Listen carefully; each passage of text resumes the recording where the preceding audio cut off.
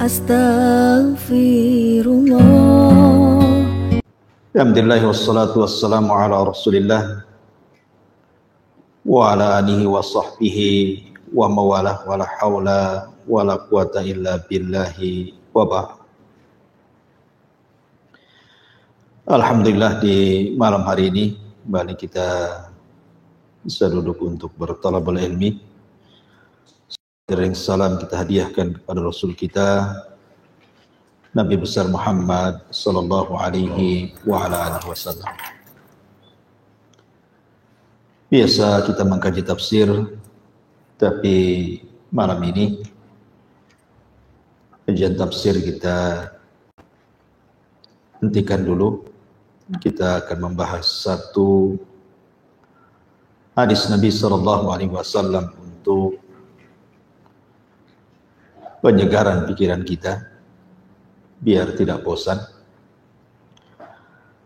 Sebuah hadis yang dikeluarkan oleh Abi Dawud dari hadis Abi Sa'id Al-Khudri radhiyallahu anhu. Beliau mengatakan, dakhala Rasulullah sallallahu alaihi wasallam dzata yaumin al-masjid fa idza huwa bi rajulin minal ansar yuqalu lahu Abu Umamah. Faqala ya Aba Umamah, ma li araka jalisan fil masjidi fi ghairi waqti salati. Qala humumun lazimatni wa duyunun ya Rasulullah. Qala afalau allimuka kalaman idza anta qultahu adhaballahu azza wa jal hammaka wa qada anka dainak. Qalta qultu bala ya Rasulullah.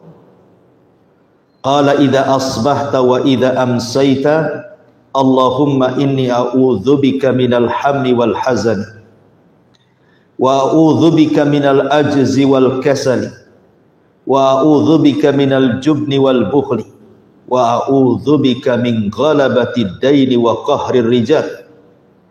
Qala Abu Umamah, fa fa'altu dzalik fa adhaballahu hammi wa qada anni daini. Rawahu Tirmidzi wa hassanahu. Abu Sa'id Al-Khudri radhiyallahu an, satu di antara 7 sahabat yang banyak meriwayatkan hadis Nabi sallallahu alaihi wasallam di atas 1000. Dan dia juga seorang sahabat dari sahabat-sahabat Ansar yang memiliki banyak keutamaan. Jadi Abu Sa'id ini bercerita, jadi suatu hari Nabi sallallahu alaihi wasallam masuk ke dalam masjid. Tiba-tiba saja kaki Rasul sallallahu alaihi wasallam ingin dilangkahkan ke masjid. Lalu Nabi sallallahu alaihi wasallam bertemu dengan seorang laki-laki dari Ansar yang bernama Abu Umamah. Beliau pun berkata, wahai Abu Umamah, apa yang membuat engkau berada dan duduk di masjid padahal bukan waktu salat? Maka dia menjawab, ya Rasulullah, aku sedang dirundung bingung karena hutang yang belum kulunasi. Maka beliau sallallahu alaihi wasallam kemudian mengatakan, maukah aku ajarkan kepada engkau wahai Aba Umamah kalimat-kalimat yang jika engkau mengamalkannya, niscaya Allah akan menghilangkan kebingunganmu dan mampu membayarkan hutang-hutang.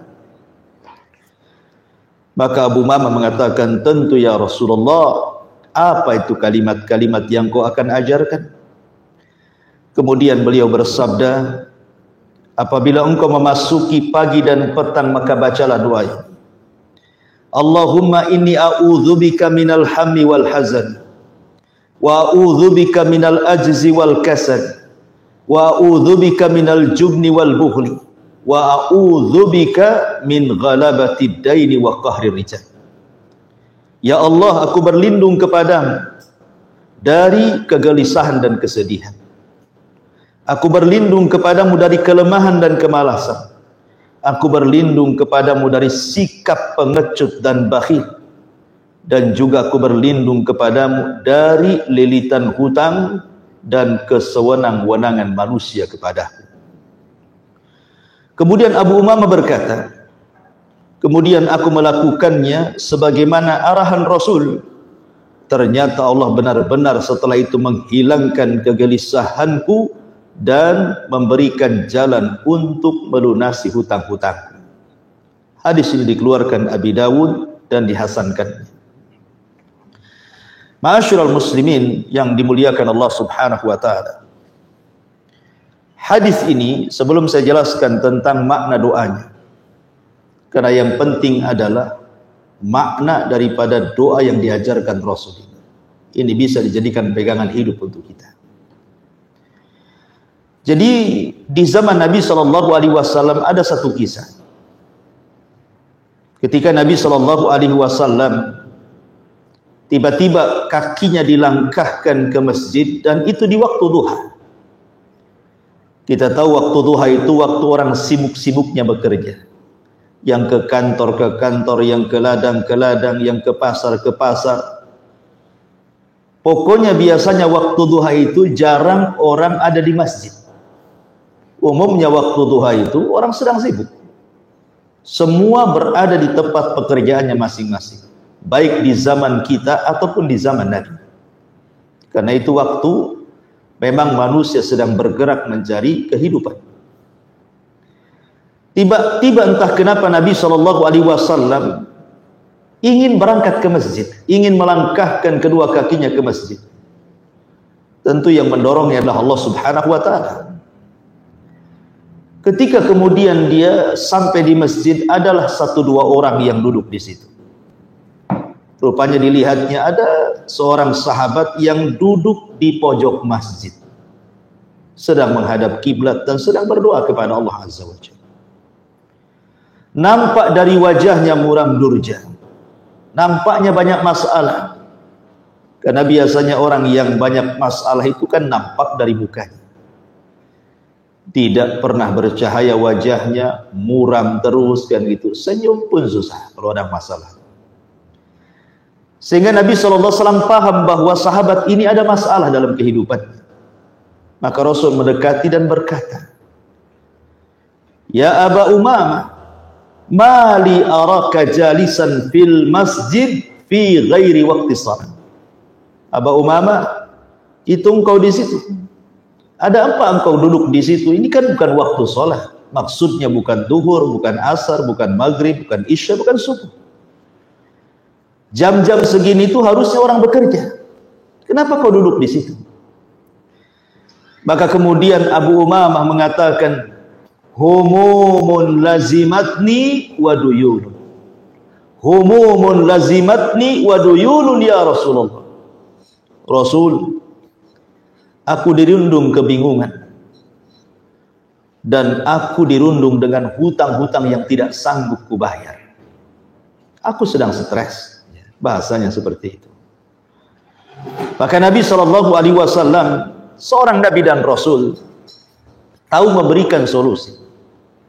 Makanya Nabi SAW mengatakan, Ya Aba Umamah, seandainya atau sekiranya aku ajarkan kepadamu beberapa kalimat yang kau bisa baca kalimat ini pagi dan petang, niscaya Allah akan hilangkan kebingunganmu dan Allah akan lunasi hutang-hutang. Mau tidak? Maka tentu orang yang lagi bingung, lagi stres, diberikan solusi, tentu langsung mau kan itu. Tentu ya Rasulullah, apa itu kalimat-kalimat itu? Maka Nabi SAW mengajarkan nih kalimat ini. Maka ini risalah kepada siapapun yang lagi stres, yang lagi bingung, yang lagi banyak masalah, yang terlilit hutang, yang banyak musibah. Baca doa ini pagi dan petang. Maka Nabi SAW mengatakan, kalau begitu bacalah wahai Abu Umamah, Allahumma inni a'udzubika minal hammi wal hazan. wa a'udzubika minal ajzi wal kasal, wa a'udzubika minal jubni wal bukhli, wa a'udzubika min galabatid daini wa qahrir rijal. Ya Allah, aku berlindung kepada dari kegelisahan dan kesedihan ini. Aku berlindung kepadamu dari kelemahan dan kemalasan ini. Aku berlindung dari sifat pengecut dan bakhil, dan aku berlindung dari pengaruh hutang dan penguasaan manusia kepada. Maka Abu Umamah radhiyallahu an sami'na wa ata'na, dia mengamalkan doa yang diajarkan Rasul. Tentu bukan hanya doa saja, dia pun berusaha, karena tawakal itu tergabung dari dua makna, doa dan mengambil sebab. Maka selang beberapa waktu setelah dia mengamalkan doa ini, apa kata beliau?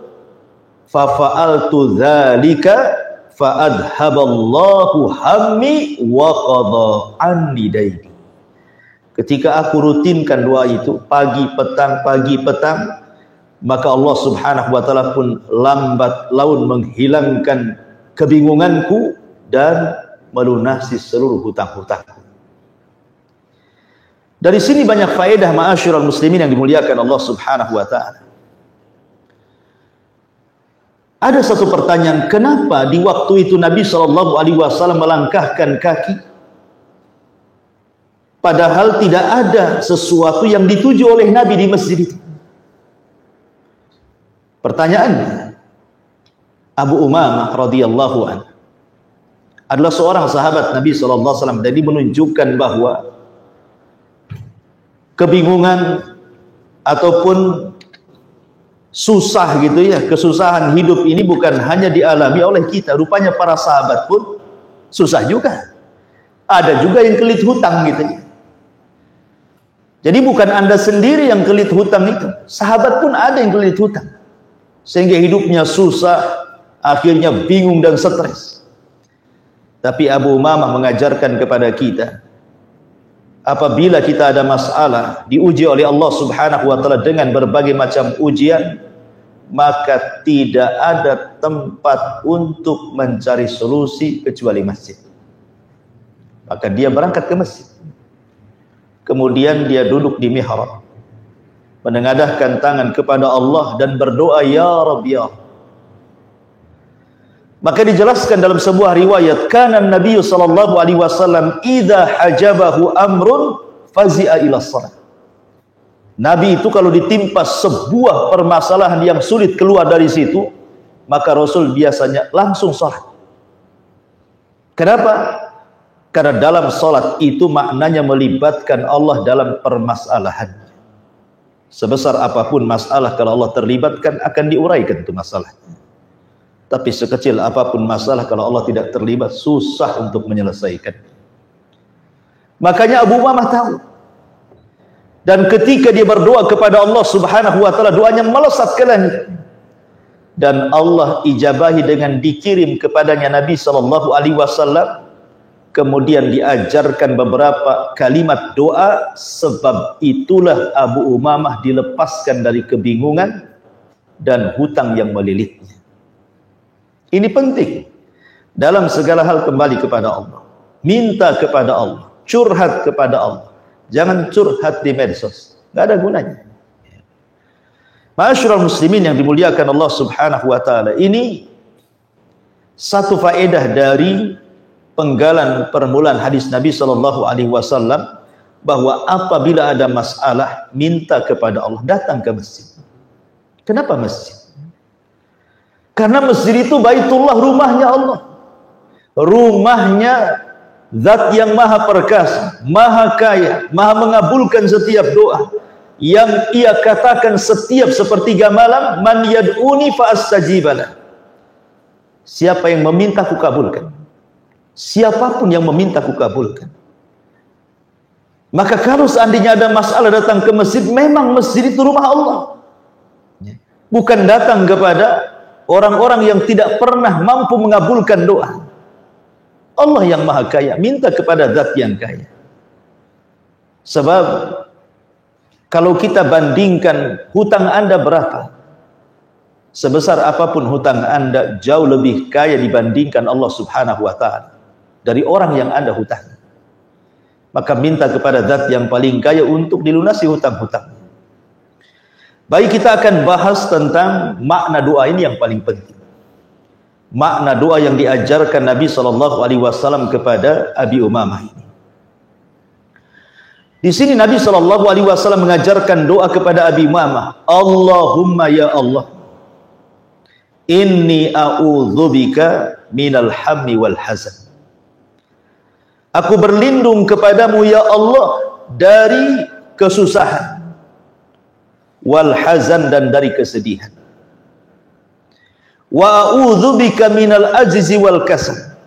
Aku berlindung kepadamu dari al-ajzi, kelemahan, wal kasal, dan kemalasan. Wa a'udzubika minal jubni wal bukhli, dan aku berlindung kepadamu ya Rabb dari kepengecutan dan juga kebakhilan. Wa a'udzubika min ghalabatid dain wa qahrir rijal, dan aku berlindung kepadamu dari pengaruh hutang dan juga dikuasai manusia. Berarti ada berapa poin? Ada 8 poin di sini. 8 poin yang menjadikan manusia lemah, yang menjadikan manusia tidak berdaya, yang menjadikan manusia tidak bisa apa-apa. Kalau kita selamat dari 8 poin ini, ikhwan, maka kita akan semangat hidup. Tapi kalau Anda terkena 8 poin ini, maka akan lemah hidup kita. Makanya kita berlindung jangan sampai 8 poin ini terkena kepada kita. Karena ini semua berkenaan dengan penyakit hati. Kita tahu bahwa membersihkan hati itu bukan seperti membersihkan piring, membersihkan rumah, membersihkan mobil. Mudah, ya. Tapi membersihkan hati yang kotor itu sulit. Taib, yang pertama, Nabi SAW mengajarkan untuk berlindung minal hammi wal hazan. Minal hammi wal hazan. Al-ham dan juga al-hazan. Apa itu? Ma'asyiral muslimin yang dimuliakan Allah Subhanahu wa taala. Allah Subhanahu wa taala sudah mentakdirkan manusia ini oleh Allah Subhanahu wa taala dibuat susah dan juga dibuat senang. Itulah kehidupan manusia, kan? Kadang susah, kadang senang, kadang tertawa, kadang menangis, kadang sedih, kadang bahagia. Itulah manusia. Wa tilkal ayyam nudawiluha bainan nas. Hari itu diputarkan. Ma'asyiral muslimin yang dimuliakan Allah Subhanahu wa taala, alham wal hazan itu. Alham itu artinya kesusahan. Al-hazan itu artinya kesedihan. Kalau seorang merasakan duka cita dengan perkara-perkara yang sudah lewat, itu disebut al-hazan. Umpamanya dulu kita ditinggal mati oleh pasangan kita, ditinggal meninggal oleh anak kita, ditinggal mati oleh ibu bapak kita. Kemudian kita terpikir terus, sedihnya itu tidak hilang-hilang. Itu namanya al-hazan. Ya. Atau mungkin seseorang itu dulu pernah kaya, tiba-tiba bangkrut, kepikiran terus bahwa dia pernah kaya, sedih akhirnya. Atau dulu mungkin seseorang, boleh jadi mungkin menunggu seseorang tapi tak datang pula orang itu. Ditunggu-tunggu tak datang juga. Suaminya pergi, rupanya hilang kontak. Bertahun-tahun, entah kawin lagi, entah mati, tak jelas. Ditunggu-tunggu, sedih akhirnya. Itu disebut al-hazan. Atau boleh jadi dia kehilangan harta yang banyak. Entah kena tsunami, entah kena gempa, entah kena musibah apalah. Tiba-tiba harta yang sudah lama dikumpul-kumpulnya ludas dalam sesaat. Akhirnya dia kepikiran, kemudian sedih. Itulah al-hazan. Tetapi kalau seandainya seseorang itu bingung karena perkara yang akan datang, gimana? Saya sudah hutang banyak, waktu penagihan sudah dekat, saya pula tak ada uang untuk membayarnya, susahlah hidup dia. Itu disebut alham. Gimana anak saya kalau sudah besar, bisa sekolah tidak, bisa mondok tidak, dia stres, sudah dipikirkan.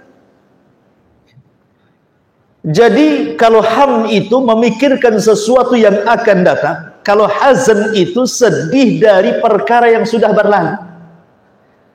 Lah kita berlindung dari dua-duanya, dari susah dan sedih. Karena orang susah itu, ikhwatu fiddin, biasanya mematikan otak. Orang kalau sudah susah, otak itu jadi buntu, ikhwan. Ya kan? Padahal hidup di dunia ini, antum saja berjalan, terkadang mendaki, terkadang turun. Terkadang belok kiri, terkadang belok kanan. Terkadang ada lubang, terkadang mulus. Dan begitu seterusnya, itu hidup di jalan raya. Apalagi dalam kehidupan sehari-hari kita, kan tidak semua dalam bahasa Arab ala tul gitu ya, lurus saja kan tidak. Orang itu kan pasti diuji, entah diuji oleh pasangannya, entah diuji oleh anaknya, entah diuji oleh orang tuanya, entah diuji dengan tetangganya, apakah diuji dalam pekerjaannya, apakah diuji dengan kesehatannya, apakah diuji dengan ekonominya. Namanya orang itu kan diuji setiap hari. Dunia ini bukan tempat istirahat, dunia ini tempat ujian. Makanya biasanya kalau orang susah, ikhwan, maka akan kusut itu wajah, nampak dari kekusutan wajah. Otaknya akan susah untuk berpikir. Makanya apabila susah, ikhwan, maka gelap yang ada dalam otaknya sehingga yang kusut tidak bisa terurai. Makanya kita berlindung dari kesusahan. Karena orang susah itu susah berpikir biasanya. Ya. Kita berlindung dari susah. Sebab kalau senang biasanya encer otaknya. Ya kalau senang kan encer otaknya. Kayaknya plong di dunia ini. Tapi kalau susah kan rumah megah jadi sempit. Kan itu. Istri cantik pun kayak iblis. Orang susah, stres. Kan itu. Ma'asyiral muslimin yang dimuliakan Allah Azza wa Jalla. Begitu juga orang sedih. Orang sedih ini, ikhwan, sama dengan orang susah juga. Kalau orang sedih itu biasanya juga kurang lebih hidupnya. Tidak ada cahaya kebahagiaan dalam apa namanya, raut mukanya itu. Senyum pun susah orang sedih itu. Dihibur macam manapun orang sedih tetap sedih. Sehingga susah berpikir, makanya susah dan sedih ini membutakan pikiran orang. Salat susah khusyuk. Ya coba saja orang sedih susah khusyuk, ikhwan. Ada orang yang hari ini umpamanya meninggal pasangan, dan pasangannya itu dicintai dia, entah suami entah istri. Kemudian dia salat, khusyuk tidak? Tidak khusyuk. Tidak akan khusyuk. Terpikir dengan perkara lain. Terkadang apa yang dibaca dalam sholat pun tidak sadar dia. Baca apa dia kan? Begitu juga orang susah. Susah otaknya itu. Karena bingung otaknya. Susah. Seperti kisah ketika seseorang yang hari itu akan dibunuh kemudian dia sholat. Kan ada kisah. Ada orang soleh menitipkan barang kepada perampok yang disangkanya perampok ini orang baik. Rupanya dibawa ke tengah padang pasir. Setelah di tengah padang pasir, rupanya dia ngaku aku perampok. Kemudian dia mengatakan, kalau engkau perampok gak apa-apa, lepaskan aku, semua kekayaanku ambil gitu. Rupanya perampok ini mengatakan, semua orang yang kurampok hartanya persis ucapanmu dengan kamu, tapi tidak ada yang selamat dari aku. Kemudian dia mengatakan, kalau begitu izinkan aku sholat. Diambilnya wudu, kemudian sholat 2 rakaat. Ketika takbiratul ikhram, Allahu Akbar, blank, nggak ada yang bisa dibaca, hilang semua hafalannya. Kenapa? Terpikir habis sholat mau mati, mau dibunuh. Coba bayangkan, antum sholat kemudian ditodongkan pisau dari belakang, habis salam saja pecah tuh kepala. Kira-kira Fatihah itu hafal nggak? Nggak akan hafal. Apa ini? Apa ini? Karena sudah jelas tuh habis sholat mau mati. Itulah orang bingung, gelap hatinya. Makanya Rasul berlindung dari dua perkara ini, dari susah dan dari duka cita. Ini yang pertama dan kedua. Kemudian yang ketiga, Nabi SAW mengatakan, wa a'udzubika minal ajzi wal kasal. Dan aku berlindung dari kelemahan dan juga dari kemalasan. Ma'asyiral muslimin, apa bedanya al-ajzu dan apa bedanya al-kasal? Ulama mengatakan bahwa al-ajzu itu adalah huwa wujudu iradatin lil fi'li ma'adami wujudi qudratin li injazihi. Wa ammal kasalu fahuwa intifa'u tilkal iradah. Orang lemah itu adalah orang yang punya keinginan untuk melakukan sesuatu, tapi tidak kuasa melakukannya. Lemah dia. Ingin dia sholat, tapi badannya sakit stroke, tak bisa sholat. Inginlah dia dengar azan, tetapi kedua telinganya tuli, rusak gendangnya.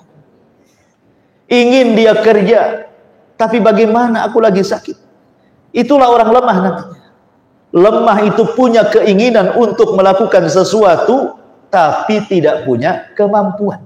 Itu disebut lemah namanya. Tapi kalau malas ini beda. Ya. Malas ini dia sanggup melakukan.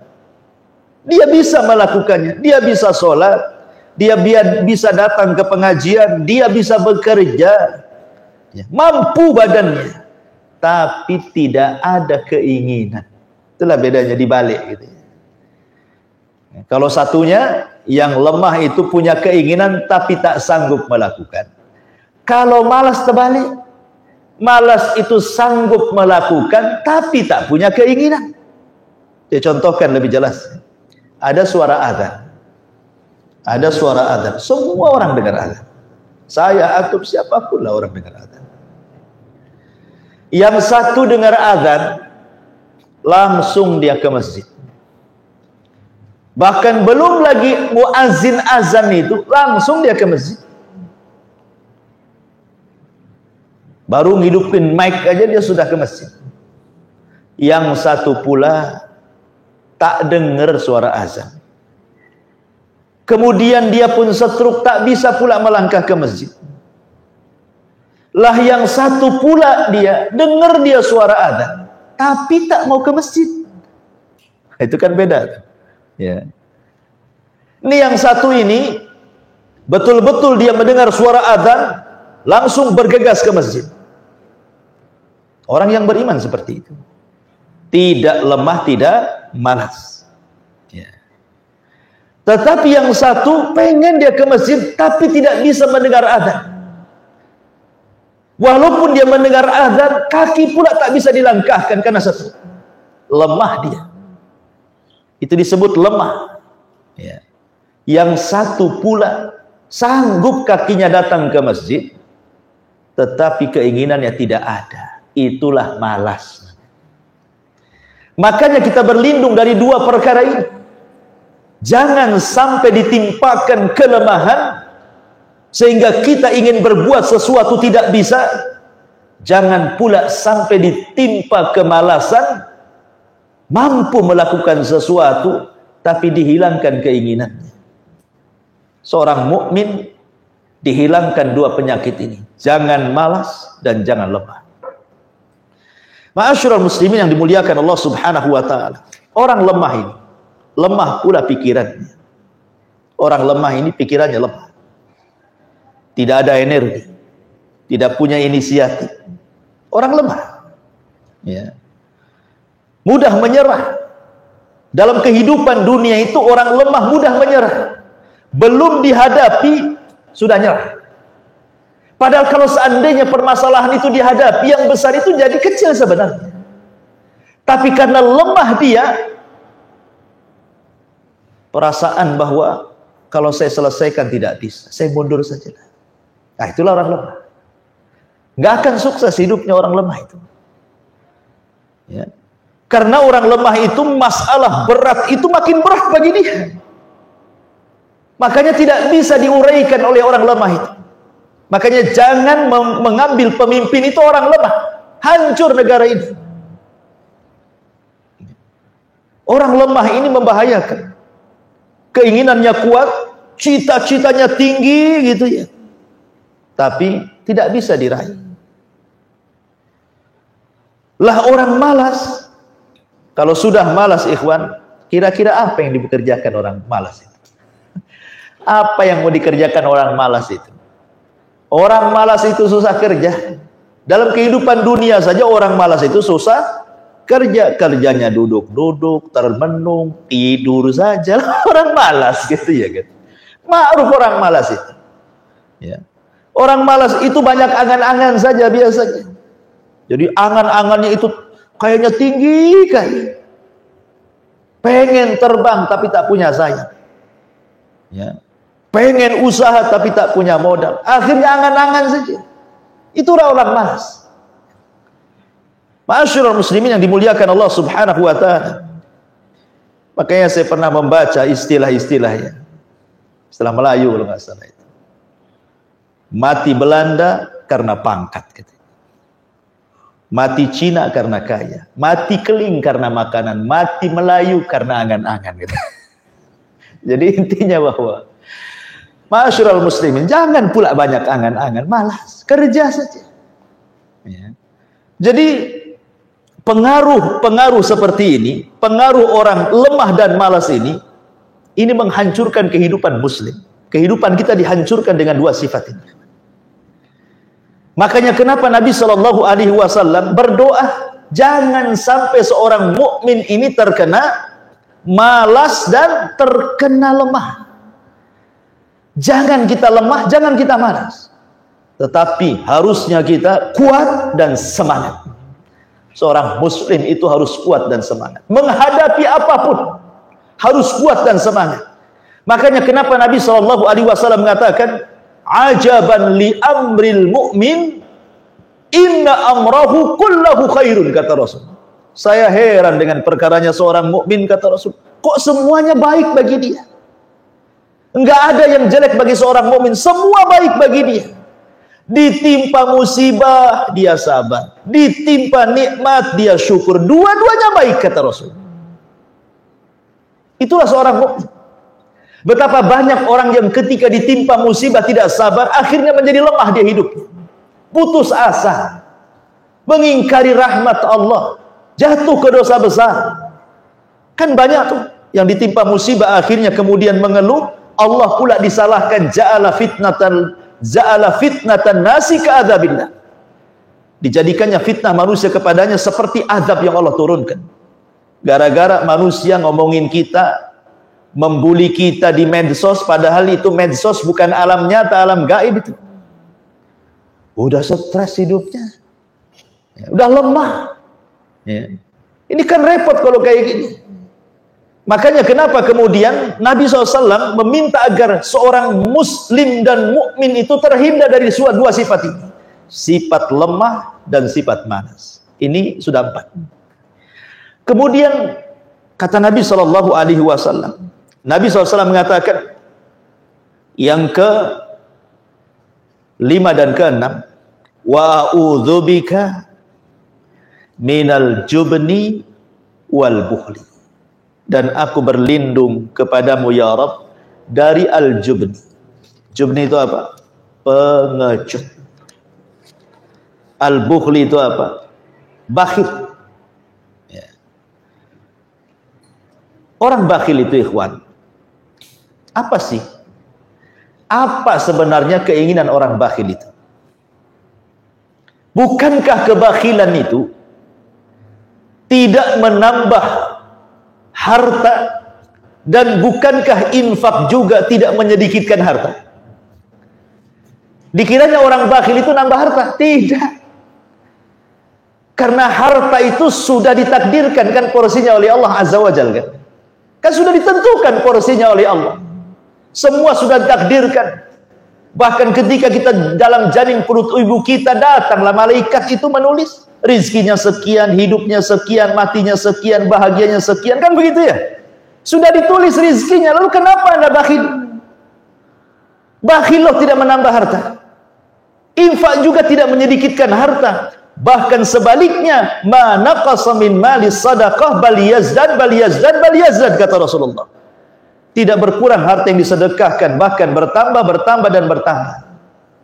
Semua sudah ditakdirkan. Kalaupun kita menyedekahkan harta kita, tidak akan memadaratkan harta kita. Sekarang ada orang yang mengumpulkan harta. Maksudnya apa? Maksudnya mungkin ia ingin menguasai harta.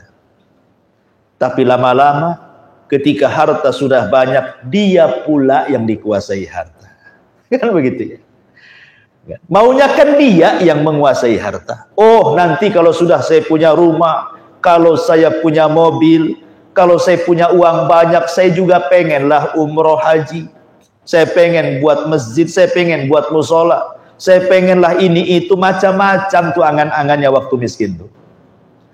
Ketika dikumpulkan harta sedikit demi sedikit, kayalah dia. Ketika dia sudah kaya, lupa tuh keinginan baik.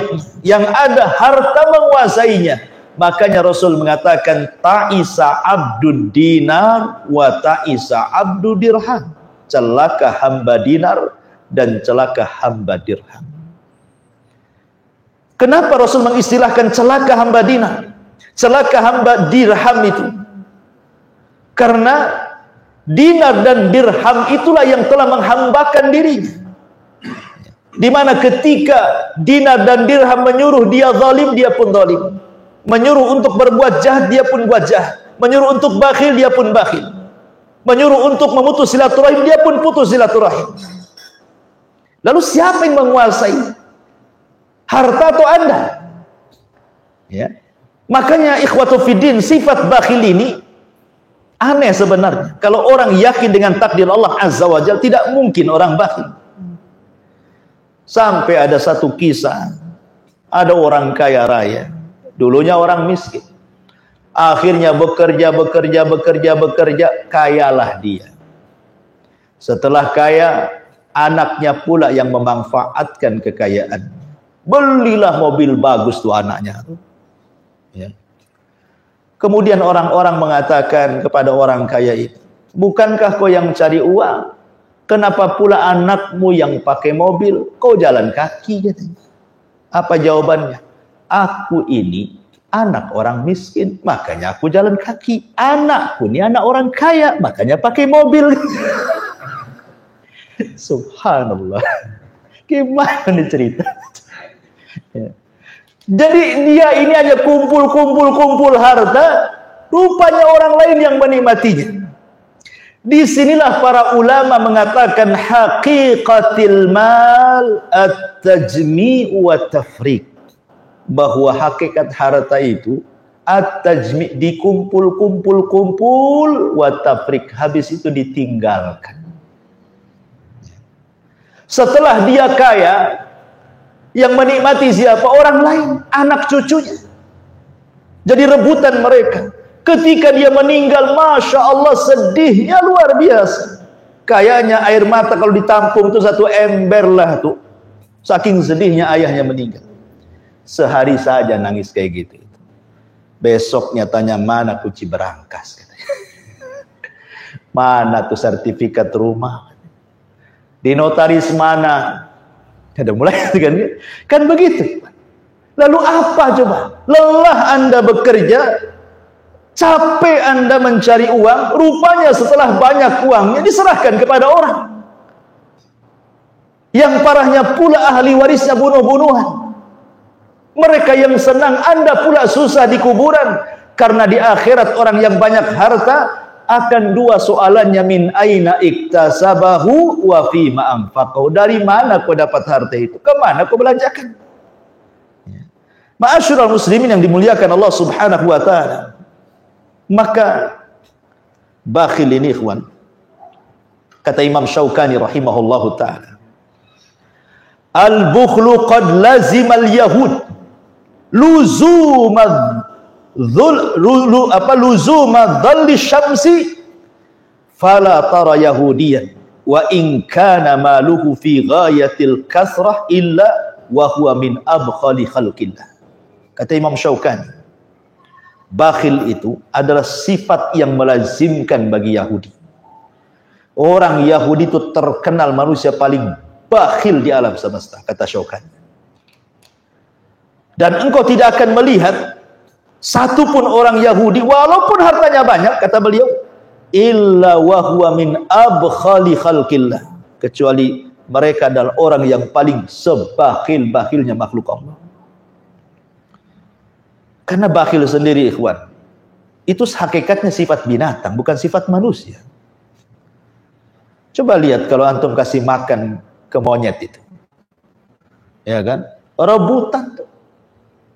Nggak ada monyet bagi-bagi sama kawan. Yang ada tangan satu pegang pisang, tangan lain juga pegang pisang, kaki pula pegang pisang, di mulut belum dilepehkan. Ya. Lari dia, nggak mau berbagi dengan kawannya kan. Lalu apa bedanya orang bakhil dengan monyet kalau begitu? Ya. Jadi bakhil ini sifat binatang. Makanya kemudian datang syariat Islam supaya kita berlindung dari kebakhilan. Dan Allah mengatakan wa amman bakhila wastaghna. Adapun orang yang bakhil dan merasa cukup dengan Allah, dengan dirinya, tidak perlu dengan Allah. Istaghna, merasa cukup dengan dirinya. Dia tidak berhajat dengan Allah. Maka di ujung ayat Allah mengatakan fasanu yassiruhu lil usra. Sudah sulit jalan ke surga, bahkan mudah jalan ke neraka, Allah persulit lagi. Ya. Makanya kenapa kemudian Nabi mengancam thalathun muhlikat, ada 3 perkara yang menghancurkan manusia, syuhun muta' wa hawan muttaba wa ijabul mar'i nafsi. Kebakhilan yang dituruti, hawa nafsu yang diikuti, dan kebanggaan diri yang jadi kesombongan dirinya. Ma'asyiral muslimin, kemudian yang kedua pengecut. Seorang muslim tidak boleh pengecut, tidak boleh jubah. Karena separuh kehidupan manusia ini jadi gagal gara-gara pengecut. Orang mau berbisnis, modal sudah ada, skill sudah ada, keberanian tak ada, tak jadi orang bisnis. Itu. Ya. Jadi pengecut itu bukan dalam peperangan saja, pengecut dalam hidup kesehari-harian, tidak berani menegur orang, ya, atau tidak berani menghadapi kehidupan. Pengecut, takut dia, sehingga kemudian orang seperti ini terus dilanda rasa takut. Jangan yang terlalu besar. Coba kalau ada orang yang suka takut dengan setan nih, jangan cerita jalan ke Tamiang, ke kuburan Tamiang, jalan ke belakang rumah yang gelap saja, lari kencang. Mau nabrak tiang, mau nabrak pohon, terserah, yang penting lari. Orang pengecut tuh kayak gitu. Ya. Itu dalam kehidupan apapun orang pengecut kan seperti itu. Makanya kenapa dalam Islam kita meminta dihilangkan, jangan sampai jadi orang pengecut. Apalagi sampai menyampaikan kebenaran. Jangan takut menyampaikan kebenaran. Ya. Makanya ketika Hasan Al-Basri rahimahullahu ta'ala ditanya soal zuhud, dia mengatakan, "Da' ma laka fi yadi." Letakkan hartamu di tangan. Jangan letakkan di hati. Sebab kalau datang harta cukup di tangan, pergi harta cukup pergi dari tangan. Hati tidak ada ruang untuk harta, sehingga tidak akan sedih. Datang harta tidak begitu bahagia, pergi harta pun tidak begitu sedih. Kemudian orang-orang mengatakan, "Ya Imam, engkau ini selalu mengajarkan kami zuhud. Kenapa kau kaya raya? Dikiranya orang zuhud harus miskin gitu maksud. Apa kata Hasan Al-Basri? Likai la atamandalu 'alal muluk, supaya aku tidak menjilat pemerintah. Aku bisa katakan yang hak itu hak, yang batil itu batil. Tidak ada yang menyetir saya. Keberanian. Ya. Ma'asyiral muslimin yang dimuliakan Allah Subhanahu wa taala. Kemudian yang terakhir, yang nomor 7 dan 8. Nabi SAW mengatakan, wa a'udzubika min ghalabatid dain wa qahrir rijal. Wa a'udzubika min ghalabatid dain wa qahri ar-rijal. Ma'asyiral muslimin yang dimuliakan Allah Azza wa Jalla, dan aku berlindung kepadamu ya Rabb dari pengaruh hutang. Inilah yang dimaksud hadis yang kita baca ini, yang diderita oleh anak muda yang ditemui Rasul yang namanya Abu Umamah. Ada apa wahai Abu Umamah? Humumun lazimatni wa duyunun, kebingungan dan hutang ya Rasul yang melilit aku. Ma'asyiral muslimin yang dimuliakan Allah Subhanahu wa taala, hutang ini sampai-sampai Rasul mengatakan, iyyakum wad-dain fa inna awwalahu hammun wa akhirahu harbun. Hati-hati kamu jangan hutang. Karena hutang itu awalnya adalah kesusahan, kebingungan, dan akhirnya peperangan dan permusuhan. Dalam riwayat, hammun fil laili wa mazallatun fin nahar. Tidak bisa tidur di malam hari karena stres, di siang hari hilang pula karena dicari debt collector. Hilang siang-siang, sembunyi deh. Ya kan? Orang hutang kan gitu, nggak akan bisa tidur orang banyak hutang itu. Stres dia, malamnya nggak akan nyenyak tidur. Terkadang tidur pun ke bawah mimpi itu debt collectornya itu. Bahkan lebih kejam lagi dalam mimpi debt collector daripada kenyataan. Stres orang hutang itu. Tetapi sebelum saya jelaskan ini, seseorang itu kalau memang dililit hutang karena sebuah perkara yang memang menghajatkan. Contoh memang dia miskin orangnya. Kemudian anaknya sakit. Rumahnya bocor, ya. Kesehatannya terganggu, dia tidak bisa ke dokter, kalau tidak mati, dan begitu seterusnya. Terpaksalah dia hutang. Akhirnya kemudian setelah sembuh anaknya, dia tidak sanggup membayar hutang. Tapi dia sudah berusaha untuk membayar hutangnya. Kemudian Allah takdirkan meninggal, maka Allah akan redha kepada pemilik harta yang menghutangi. Nanti pada hari kiamat tidak akan diambil kebaikannya. Tetapi kalau dia hutang hanya untuk memperkaya diri sendiri, dia hutang karena hidup di zaman sekarang ini kayaknya kalau nggak hutang nggak afdol. Rumah nyicil kredit KPR, hutang kan itu ya. Setelah rumah tengok tetangga punya motor, pengen juga beli motor, datang ke Adira, hutang lagi kan itu. Kemudian gak enak tidur di lantai gitu. Tengok di marketplace, oh nampaklah ada ranjang bagus, spring bed, boleh hutang, cicil, hutang lagi kan. Kulkas hutang, alat-alat dapur hutang, semua hutang.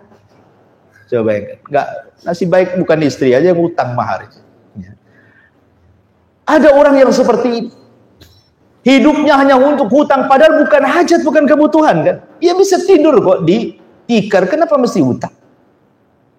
Kan sama saja. Jadi yang lebih parahnya lagi, ada orang-orang yang ketika dimintai untuk membayar hutang, lari-lari dia.